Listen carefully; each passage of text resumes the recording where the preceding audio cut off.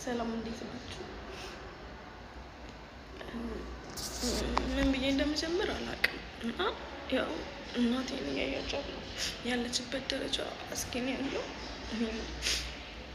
ትንሽ ከባድ ነው እና ቢያንስ እናንተ መርዳት ባትችሉ ለሚረዳ ሰው ሜንሽን አድርጉልኝ፣ ሼርም አድርጉልኝ። ይታወቃል ቫይራል ከወጣ እና የሚረዳ ሰው ሊኖር ይችላል። እናቴ በጣም እያመማት ነው እንጂ በጣም ማለት ነው ትንሽ በቃ ትንሽ ተስፋ አስቆራጭ ነው ያለው ነገር። እናንተ ቢያንስ መርዳት ባትችሉ መርዳት ለሚችል ሰው አድርሱልኝ እና እናቴን አትርፉልኝ። በቃ ካለችበት እየባሰባት ነው።